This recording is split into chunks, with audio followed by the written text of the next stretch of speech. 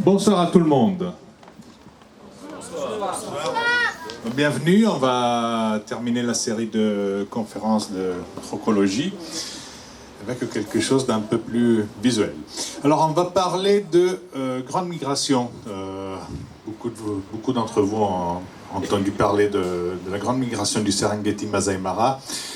2 millions et quelques, ça dépend des années, de gnous et de zèbres qui bougent entre le sud et le nord de ce grand écosystème appelé justement le Mara Serengeti ou Serengeti Mara. Ça dépend où vous demandez ça, évidemment. Alors, chaque année, ces animaux se déplacent pour chercher des nouveaux pâturages, de la nouvelle herbe. Et ils bougent en suivant les nuages, la pluie. Dès qu'ils voient pleuvoir en distance, ils terminent l'herbe et ils se déplacent. Ils bougent carrément au nord. Ils vont passer le Grumeti, le fleuve. Ils continuent leur voyage au nord pour arriver à la frontière entre Tanzanie et Kenya et rentrer dans le Masai Mara. Masai Mara, il y a un fleuve qui s'appelle Mara, très dangereux, plein de Crocodilus niloticus, non scientifique. Et vous voyez évidemment, il y a pas mal de pertes. Ils restent là, ils sont là, cet instant ils sont là, exactement dans le Masai Mara. À la fin du mois de octobre, demi-octobre, ils vont reprendre leur voyage vers le sud, tout doucement, suivant toujours les pluies, pour arriver ici au mois de février, à Ndutu, Ngorongoro. Qu'est-ce qui se passe? Au mois de février, quelque chose de sensationnel. Tous les petits de gnous vont naître ensemble, tous ensemble. Pendant une période qui est à peu près 3 semaines à mois, on voit des petits partout. Ça va limiter le risque de diminution du numéro de gnous, parce que, évidemment, ils vont approvisionner les lions, les léopards et les guépards et tous les grands prédateurs qui sont présents dans cette zone-là, au lieu que avoir des petits chassés pendant toute l'année. Ça, c'est une des raisons pour lesquelles le numéro des gnous ne diminue pas dans ce secteur-là. Alors, un petit détail dont je n'ai pas parlé pendant ces jours-ci aux enfants. Là, on rentre un peu plus dans la conservation. Olivier vient de parler d'un corridor. Hélas, il y a quelqu'un qui veut faire un corridor, mais pour les hommes, qui va passer juste là au milieu.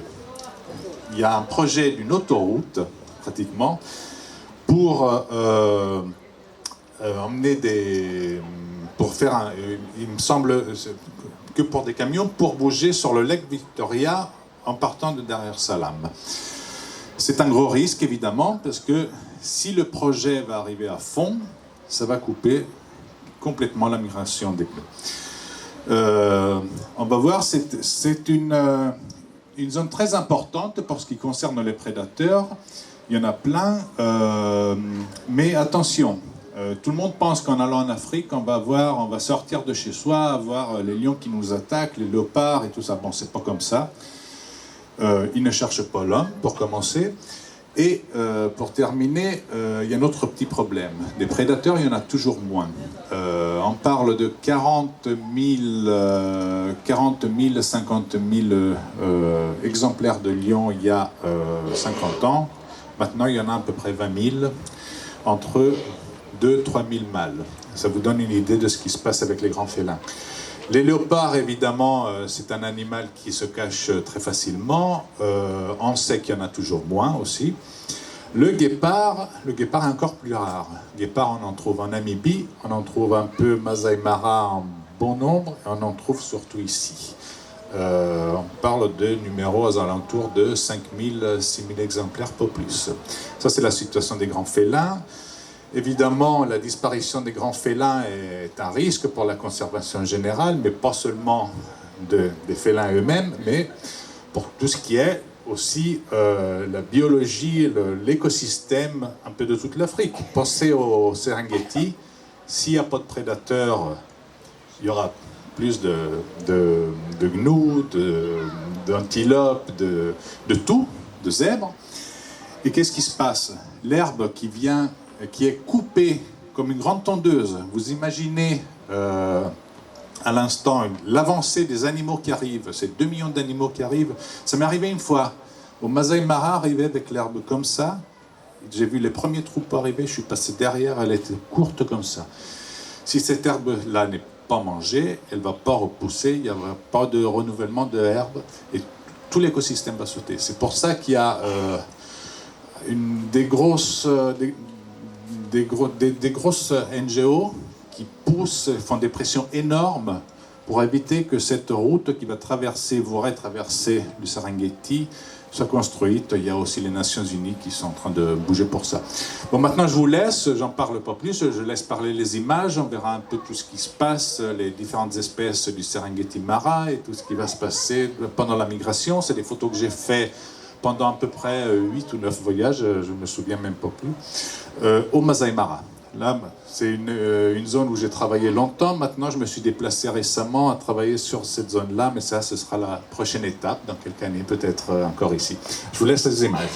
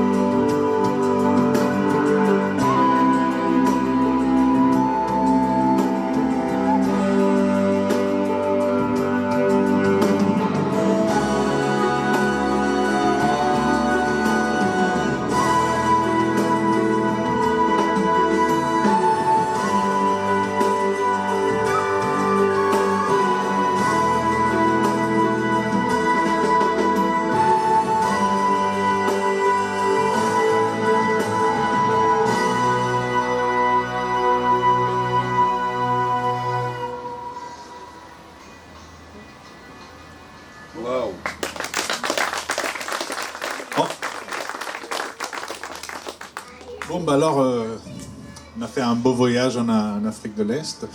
Comme je vous disais, d'abord, il faut y aller une fois voir le grand passage sur le Mara, parce que c'est une chose absolument à voir. Ne pensez pas avoir 2 millions d'animaux qui arrivent là, ils traversent le fleuve. Non, ça se passe pas comme ça du tout. Ils arrivent tout doucement, ils approchent le fleuve, il y a le premier qui arrive, il va boire, il boit une petite goutte, il dit oh, zut, il y a un croco, il bouge à l'arrière, et ils essayent une autre fois, puis ils décident d'aller de l'autre côté, c'est une chose assez longue, disons. Ça peut arriver que pendant plusieurs jours, des fois des semaines, ils sont près du fleuve, mais ils ne traversent pas. Vous avez vu le début du crossing, c'est une file. Bon, il y a le premier qui part. Dès que le premier est parti, il y en a un deuxième, le troisième, hop, c'est fini. Tout va continuer. S'il y en a derrière, il y en a 2000, 3000, 10 000, ils vont tous passer. Il y a 4 ans, il y a eu un passage qui a duré 6 heures. Vous pouvez imaginer ça, 6 heures de traversement du fleuve. C'est une chose incroyable.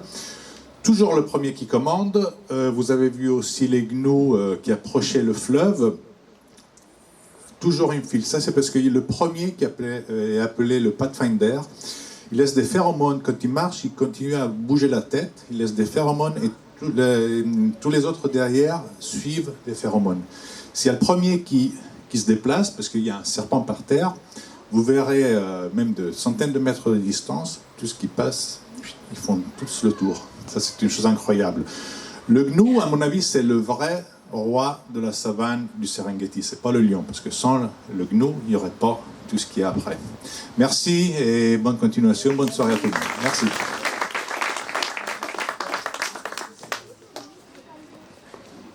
Merci à tous pour votre attention. Nous vous attendons maintenant pour un cocktail de bienvenue au restaurant du Croco Park, avec un bingo qui sera organisé ce soir au profit de l'association de la ESVT, qui a été partenaire de Crocologie, et donc soyez généreux pour cette association qui œuvre en faveur de la sensibilisation au développement durable. Merci.